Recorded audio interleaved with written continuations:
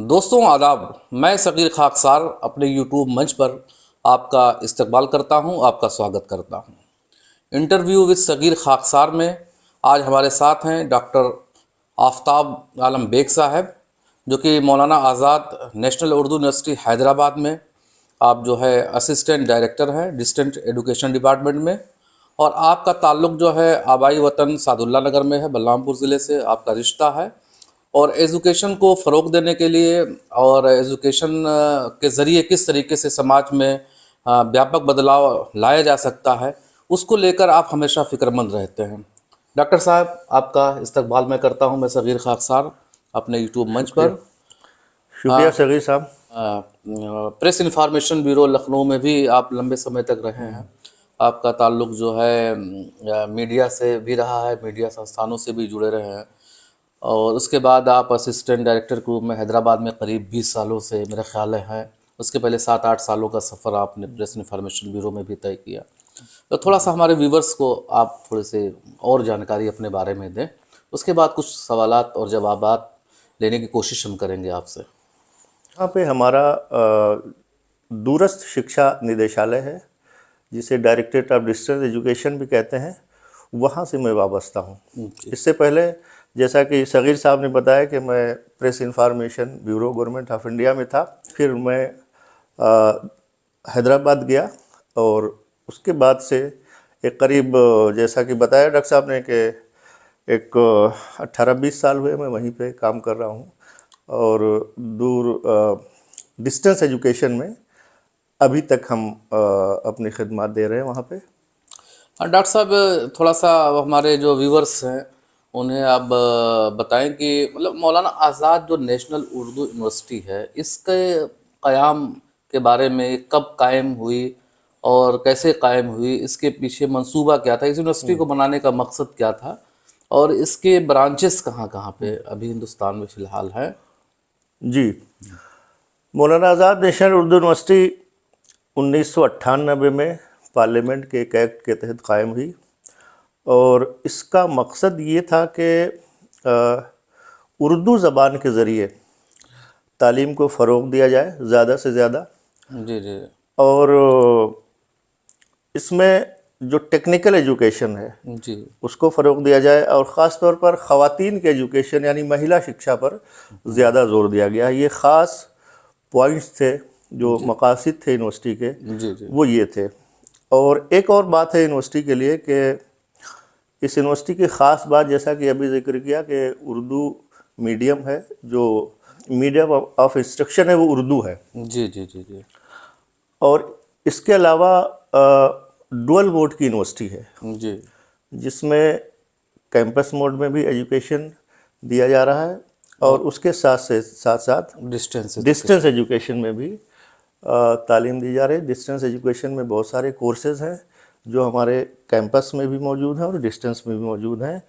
UG programmes, PG programmes, diploma और certificates programme. जी हाँ, जर्नलिज्म का डिप्लोमा प्रोग्राम हमारे यहाँ मौजूद है। अच्छा, रेडियो कैंपस में आरजे वगैरह का भी प्रोग्राम है, रेडियो ये हमारे कैंपस मोड में जी जी ये जी। सारी चीज़ें चलाई जा रही हैं। कोर्स हमारा पीजी तक और इवन कि पीएचडी तक का प्रोग्राम हमारा कैंपस मोड में है। जी जी जी। और डिस्टेंस मोड में पीजी और यूजी प्रोग्राम्स हैं, और जर्नलिज्म के डिप्लोमा प्रोग्राम चल रहा है। जी जी, चूँकि आप डिस्टेंस एजुकेशन पे फोकस आपका ज़्यादा है, जो डिपार्टमेंट आपका है, तो ये मतलब क्या देश के अंदर ही डिस्टेंस एजुकेशन है, या यूनिवर्सिटी देश के बाहर के भी कुछ स्टूडेंट्स जो सार्क कंट्रीज़ हैं या यूरोप कंट्रीज़ हैं या इंडियन सब कॉन्टिनेंट में हैं, तो क्या कोई आदमी बाहर का भी फॉरेनर्स भी एजुकेशन के जो कोर्सेज हैं उसके लिए अप्लाई कर सकता है? अभी तक हमारी यूनिवर्सिटी का जो जुरिस्डिक्शन है वो ऑल इंडिया लेवल पर है। जी जी। पूरे हिंदुस्तान में किसी भी जगह पे, किसी भी स्टेट में हम अपना सेंटर कायम कर सकते हैं, और सेंटर्स हैं भी। अभी फ़िलहाल 11 स्टेट्स में हमारे सेंटर कायम हैं डिस्टेंस एजुकेशन के।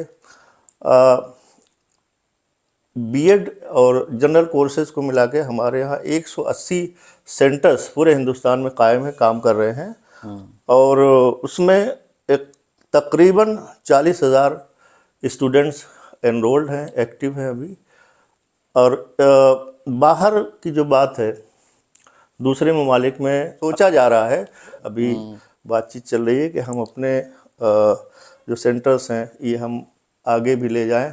इससे कबल जद्दा में एक सेंटर कायम किया गया था, अभी बात चल रही है बाहर के लिए, और जिसमें मैं चाहता हूं कि इस एरिया में भी कायम हो जाए। जी जी जी, इस एरिया से हमारा मतलब जो पूर्वांचल का एरिया है, पूर्वांचल में वैसे पूर्वांचल में भी, उत्तर प्रदेश में भी, हर सारे इन इलाकों में सेंटर्स हमारे कायम है। लेकिन मेरा मतलब है कि जैसे नेपाल है, यहाँ के बहुत से स्टूडेंट्स एडमिशन लेना चाह रहे हैं, लेकिन किसी वजह से वो हो नहीं पा रहा है, और वो गवर्नमेंट लेवल पर उस पर काम करना होगा।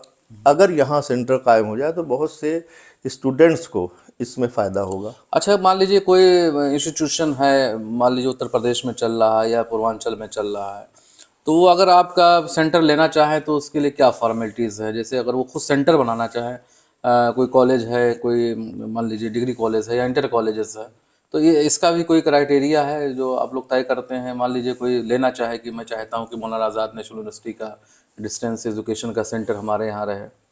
जी हाँ, क्राइटेरिया है बिल्कुल इसका। पहली शर्त तो यह है कि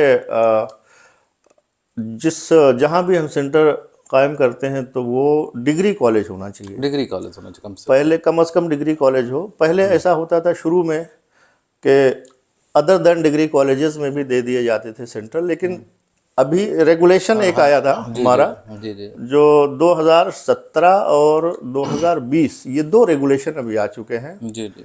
इसके तहत अब डिग्री कॉलेजेस में ही सेंटर रहेंगे, और बाकी जो भी सेंटर थे वो ख़त्म कर दिए गए हैं।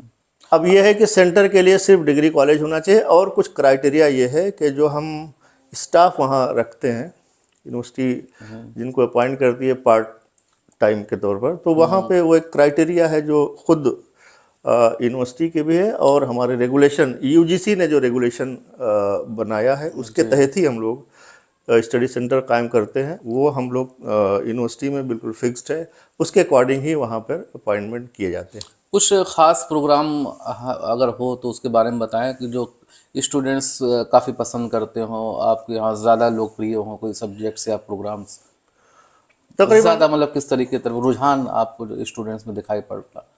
तकरीबन सभी प्रोग्राम्स हमारे यहाँ जो चल रहे हैं डिस्टेंस में वो सभी पॉपुलर हैं। मसलन हमारे यहाँ एमए उर्दू है, एमए हिंदी है, एमए अरेबिक है, और एमए हिस्ट्री है, एमए इस्लामिक स्टडीज़ है। जी जी। ये सब प्रोग्राम्स पॉपुलर हैं और ज़्यादातर स्टूडेंट्स इसमें आ रहे हैं।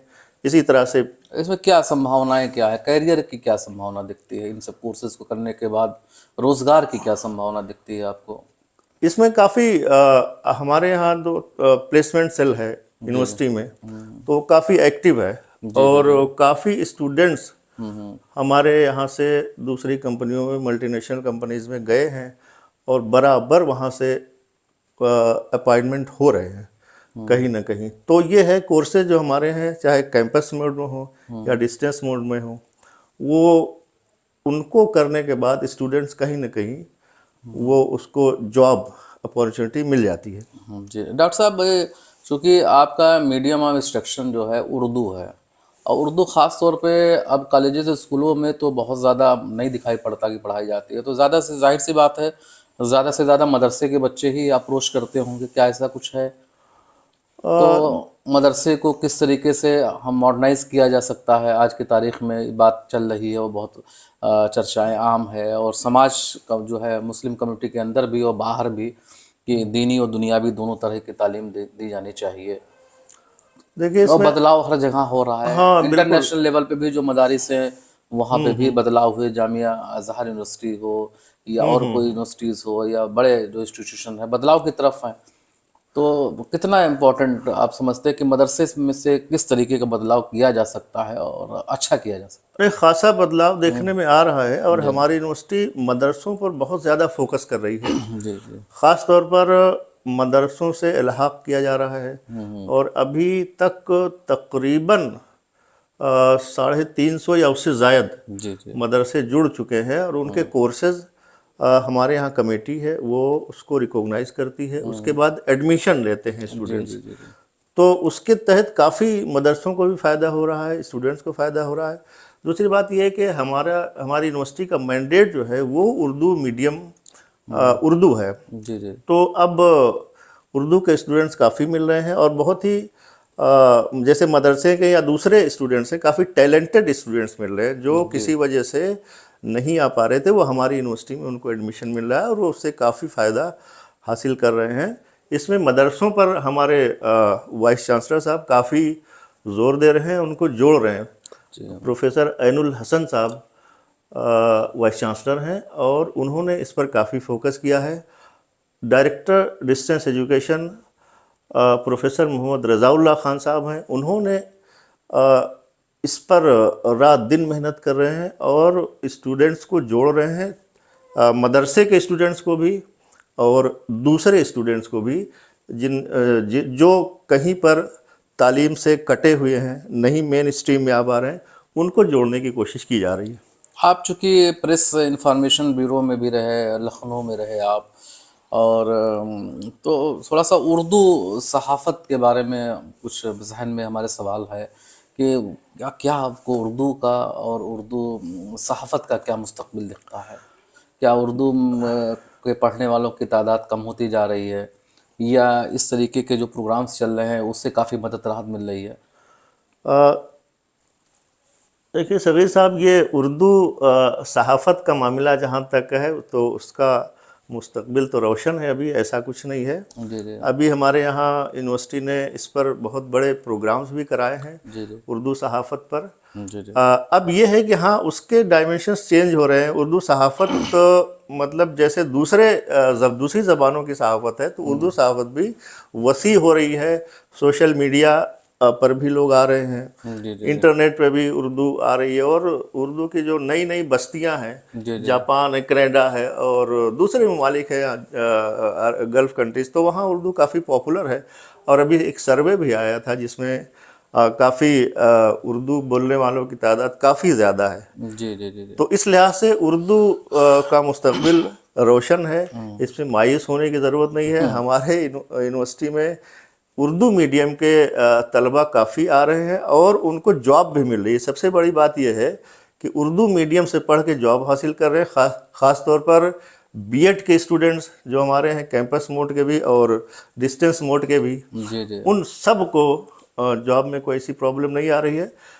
और इस लिहाज से अगर देखा जाए तो उर्दू कहीं कोई मायने नहीं रखती, मतलब कोई रुकावट नहीं है उर्दू मीडियम होना में तालीम हासिल करना। मादरी ज़बान में तालीम हासिल करना ज़्यादा फ़ायदेमंद होता है।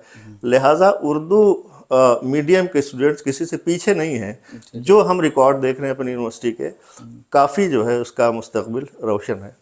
जी डॉक्टर साहब, हमसे बात करने के लिए बहुत बहुत आपका शुक्रिया। आपने अपना बेशकीमती वक्त दिया। आप मौलाना आज़ाद नेशनल उर्दू यूनिवर्सिटी के क़याम के बारे में बताया, उर्दू सहाफ़त के बारे में आपने बात की, उर्दू ज़बान के बारे में बात की, और किस तरीके से मदरसे की जो तालीम है, एजुकेशन है, उसको किस तरीके से दीनी और दुनियावी बनाया जा सकता है, और इल्म के ज़रिए और शिक्षा के ज़रिए किस तरीके से समाज में और देश में बदलाव लाया जा सकता है। इन तमाम मुद्दों पर हमसे बात करने के लिए डॉक्टर साहब आपका बहुत बहुत शुक्रिया।